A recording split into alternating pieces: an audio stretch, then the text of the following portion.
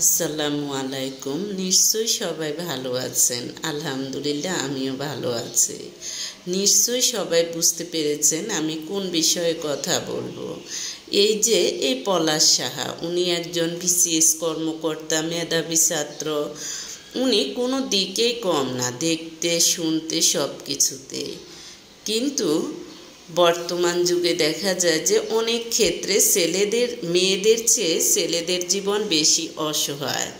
আবার কিছু কিছু ক্ষেত্রে কিছু কিছু মেয়েদের জীবনও অসহায়। কেন বললাম? এই যে কেউ বলে বউয়ের দোষ, কেউ বলে মায়ের দোষ। হ্যাঁ, যেখানে দেখা যায় যে সব পণ্ডিত হয়, একটা মেয়ে যখন এক পরিবেশ থেকে আরেক পরিবেশে যায় তখন তাকে প্রথমে অ্যাডজাস্ট হইতে হয়।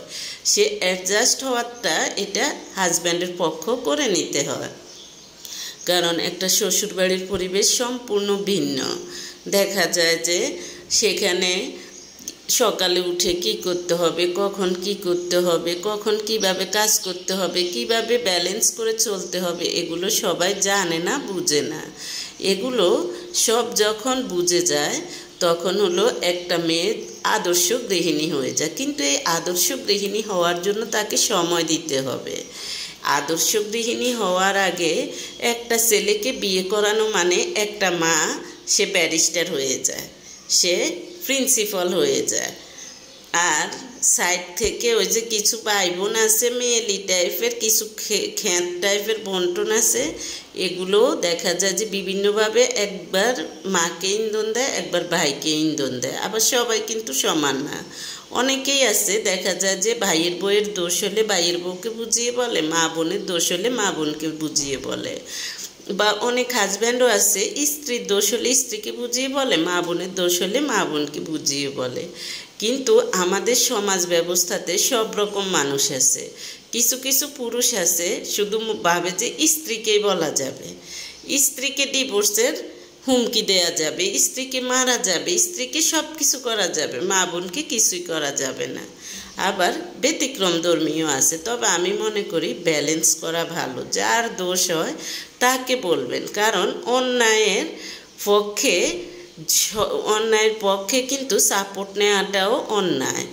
অন্যায়ের যদি আপনি যদি অন্যায়ের বিরুদ্ধে কথা না বলেন আপনি অন্যায়কারী, এটা মনে রাখতে হবে। এটাই হলো কথা। আবার অনেকেই বলে জেনারেশন গ্যাপ, যেখানে ছেলেটা মাস্টার্স করলো, এতবার বিসিএস পরীক্ষা দিয়ে তারপরে সে যা হোক ছেলেটার মোটামুটি বয়স হয়েছে, সেখানে মেয়েটা হলো এসএসসি পাস। আবার এখানে হ্যাঁ, আগের যুগে এরকম হতো, অনেক বছরের গ্যাপে বিয়ে হতো, তখন কি সংসার হতো না? সংসার করতো না? আবার দেখা যায় যে অনেক ক্ষেত্রে ছেলে মেয়ে যদি সমবয়সী হয় সেক্ষেত্রেও অনেক সংসার ভেঙে যায়, অনেক সংসার টিকে যায়। আবার অনেক ক্ষেত্রে 4-5 বছরের গ্যাপ হলেও কিন্তু অনেক সংসার টিকে যায়, অনেক সংসারে সমস্যা হয়। সেগুলো দোষ দিয়ে লাভ নাই। আসল কথা হলো বন্যরা বনে সুন্দর, শিশুরা মাতৃকুলে। আপনি যখন একটা মানুষকে আপনি এক পরিবেশ থেকে আরেক পরিবেশে জেনে শুনেই আনছেন, হ্যাঁ ঠিক আছে, আপনি আগে তো জানছেন মেয়ের পড়ালেখা কম, মেয়েটা দেখতে শুনতে পছন্দের, হ্যাঁ মেয়ের বাবার টাকা পয়সা কম, এগুলো নিয়ে খোঁটা দিবেন কেন?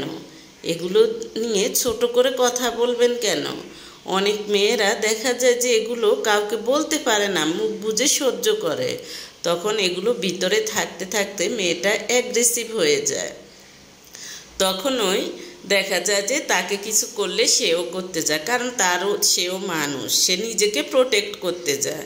আর যখন একটা ফ্যামিলিতে একটা মেয়ে থাকে তখন সেই ফ্যামিলির সবাই নেয় এক পক্ষ। ম্যাক্সিমাম ফ্যামিলিতে একজন ভুল করলে সবাই তাদের পক্ষে সাপোর্ট নেয়, তাদের ফ্যামিলির। কিন্তু একটা মেয়ে যদি ভুল করে সেটাকে দ্বিগুণ তিনগুণ আকারে ওই ফ্যামিলির মানুষের আত্মীয় স্বজন সবাই মিলে বউটাকে শাসায়। এটাই হলো সমাজ ব্যবস্থা। বিশেষ করে বাঙালিরা শুধু বাংলাদেশে বসে না, বিশ্বের যে দেশে বাঙালি আছে, কিছু কিছু বাঙালি এত খারাপ মানুষকে বাঁচতে দেয় না।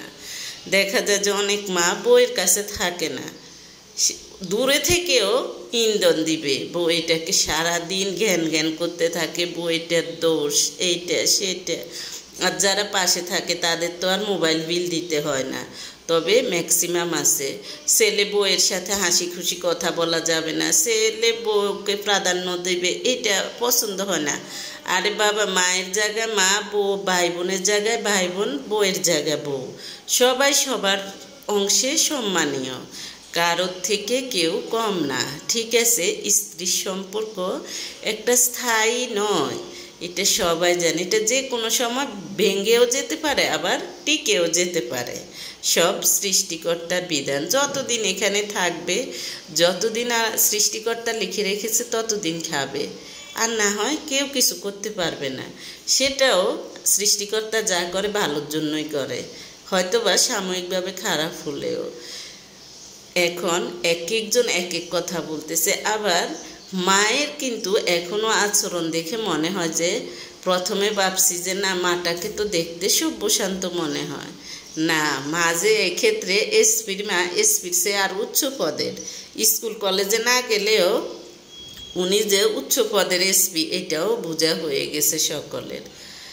বউটা হয়তোবা পরে অ্যাগ্রেসিভ হয়ে গেছে, এটাও মিথ্যা না, দোষ সবার আছে। তো ছেলেটাও এভাবে নিজেকে শেষ করে দেওয়া তার উচিত হয় নাই। ছেলে তো পড়ালেখা করেছে, ছেলে তো কাণ্ড জ্ঞান আছে, ছেলে প্রয়োজনে হ্যাঁ যেভাবে ডিসিশন নিয়েছে মেয়েটাকে বাবার বাড়িতে রাখতো কিছুদিন, রেখে সে যদি হ্যাঁ মাকে তো সম্মান করবে, মাকে একটা সন্তানের, যে কোনো সন্তানের মাকে শ্রদ্ধা করা উচিত, অবশ্যই উচিত, মা বাবার সাথে অন্যায় করা যাবে না। সে ব্যালেন্স করার জন্য সে দুজনকে কয়দিন আলাদা আলাদা থাকতে দিত, তারপরে দেখা যায় যে